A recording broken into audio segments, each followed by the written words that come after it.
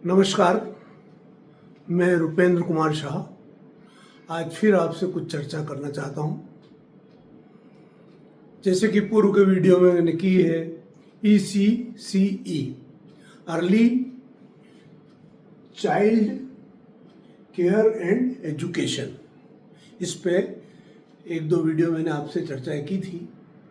आज मैं इसको थोड़ा समअप करता हूँ कि इसको मैंने नाम दिया है ECE अर्ली चाइल्ड एजुकेशन। इस पर थोड़ा सा फोकस करते हैं कि इसको कैसे फ्रेम किया है, इसका कंटेंट और क्यूरिकुलम क्या होगा। जैसा कि हम पहले भी चर्चा कर चुके हैं, हमको कंटेंट और इसकी चाहिए numbers, alphabet, visual art, language, drawing, colour, shape, painting, music, drama, indoor और आउटडोर गेम्स। बोलचाल की भाषा में हम कह सकते हैं कि बच्चा कुछ नंबर्स के बारे में, कुछ अंकों के बारे में, कुछ अक्षरों के बारे में, कुछ खेलकूद के बारे में, कुछ छोटे मोटे गीत, कुछ विजुअल आर्ट्स के बारे में, भाषा के बारे में, कुछ बनावट करने में, कुछ मिमिक्री करने में, ड्रामा करने में, ये छोटे मोटे बातें हैं जो कि उसके कंटेंट में है। कौन से स्किल और दक्षता मतलब हम उसमें चाहते हैं, तो वो है जिज्ञासा, सबसे महत्वपूर्ण बात है, समस्या समाधान, व्यवहार कुशलता, पर्यावरण से संबंध, समन्वय की भावना, टीम वर्क, मूल्यों के प्रति जागरूकता और आत्मनिर्भरता। ये जो मोटे मोटे उसमें हमको कौशल हम विकसित करना चाहते हैं। बोलचाल की भाषा में आप इसको समझिए कि ये सारी बातें कंटेंट रहेगी और ये सारे गुण जो है उसमें हमको विकास करना है, हम इसको फोकस कर रहे हैं। कैसे करेंगे? टूल किट है, सारी जो चीज़ें इसमें लगती है वो सब उपलब्ध होती है और सबसे बढ़िया स्थानीय रूप से सारी चीज़ें उपलब्ध रहती है। पर्यावरण के प्रति भी आप कोई छोटे फूल पत्ती से बता सकते हैं। खिलौने,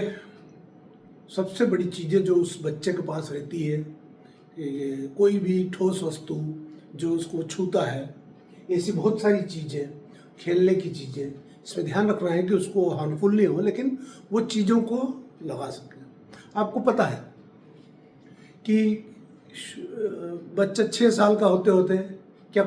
3 साल का होते होते, 0 से लगा के 6 साल तक के बीच में कैसे सीखता है, तो उसका जो मेथड्स रहेगा, इंक्वायरी बेस्ड, एक्टिविटी बेस्ड,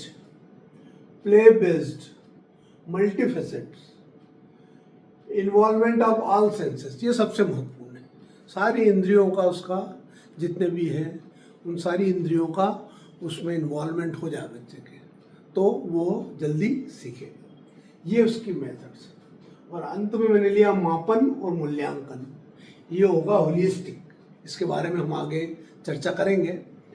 लेकिन मापन भी लिखा है और मूल्यांकन भी लिखा है। इसमें मूल्यांकन करना मतलब मूल्य को अंकित करना, ये थोड़ा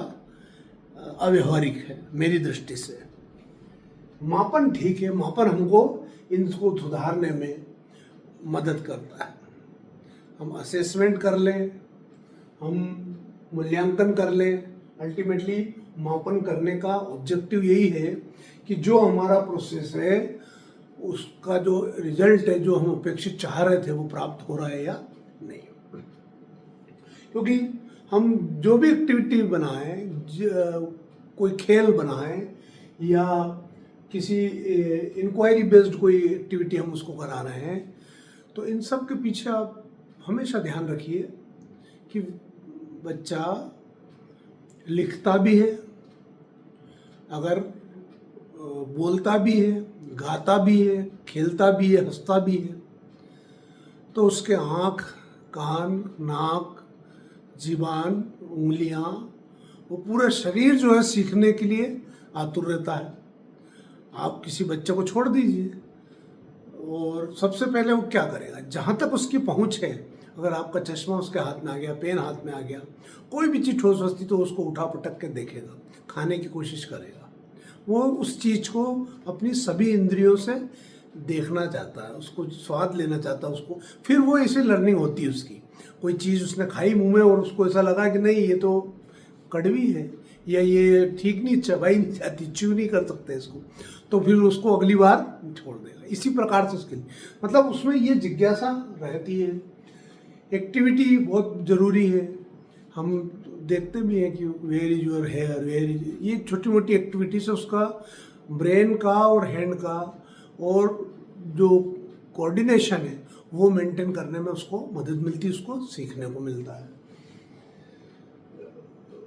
प्ले बेस्ड खेलकूद, आप हमेशा ध्यान रखिए कि बच्चों को जब भी हमको फोकस करना है तो कोई ना कोई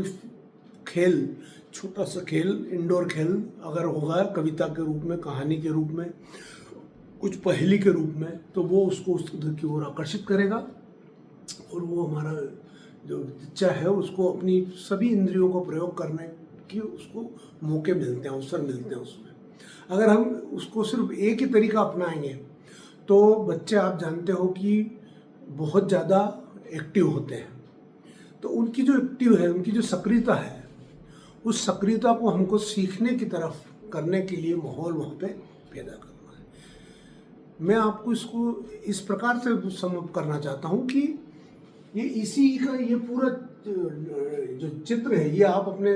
जहन में रख लीजिए, आप अपने इसको दिमाग में रख लीजिए कि ये उसका माइंड मैप है इसी का, कि इस ECC में जो ECE वाला है, यहाँ पे जो केयर वाला है वो भी हम इसमें ध्यान रखते हैं। आपने देखा होगा बाल वाटिका में, आंगनवाड़ी में पोषण का और उनकी व्यवस्थाएं जो होती है उनकी भोजन की, वो सब पे उनके स्वास्थ्य का नियमित रूप से परीक्षण करना, ये सारी चीज़ें, क्योंकि हमारा जो ऑब्जेक्टिव था NEP के तहत कि इनका जो है ऑलराउंड डेवलपमेंट करना है, सब शारीरिक भी करना है, मानसिक भी करना है ना, इनको भावनात्मक भी अच्छे से विकास करना है, इनकी जो कॉग्निटिव मतलब संज्ञानात्मक जो पूरा ज्ञान का जो है उसका भी हमको ध्यान रखना है। तो इस प्रकार से इसको पूरा फ्रेम किया है। इसमें आपको जो एज ए टीचर या एज ए पेरेंट, जो इन छोटी उम्र के बच्चे हैं, इसलिए इन दोनों का अगर इसका पूरा नॉलेज उनको होगा तो ऐसी एक्टिविटी हम जो एक फॉर्मल तरीके से होती है उसको हम इनफॉर्मल तरीके से भी घर पे कहीं जहाँ पे भी हम चाहें उस बच्चे को ऐसी परिस्थितियाँ हम दे सकते हैं ताकि उसका जो डेवलपमेंट हो वो अच्छे से हो। ECC के बारे में ये आप हमेशा ध्यान रखिए कि ये बहुत इम्पोर्टेंट है, इसको बहुत ज़्यादा ध्यान शुरुआत में नहीं दिया गया और कई ऐसे सामाजिक और आर्थिक रूप से पिछड़े हमारे विद्यार्थी हैं जिनको कि वो वहाँ लेके हो जाता है, तो वो जो पिछड़ापन है उनका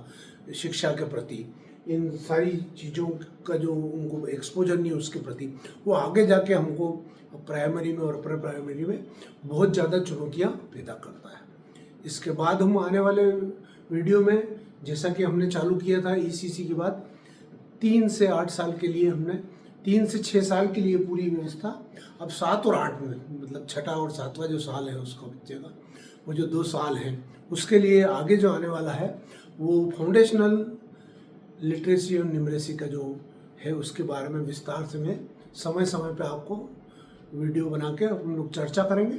आपको ये वीडियो कैसा लगता है और इसमें और क्या आप चाहते हैं इसके बारे में आप इसको मुझे कमेंट में या लाइक में या सब्सक्राइब आप कर लीजिए सबसे पहले तो इसको, और उसके बाद और आप फीडबैक मुझे ज़रूर दीजिए ताकि इसमें और जो आपका कुछ छूट जाता है, मान लो ECC का मैंने 2-3 वीडियो दी, इसमें कुछ छूट गया है मुझसे मेरे डिज़ाइन के हिसाब से, तो मैं उसको भी शामिल करके आने वाले समय में और आपको स्पष्ट रूप से बता पाऊँगा। बहुत बहुत धन्यवाद।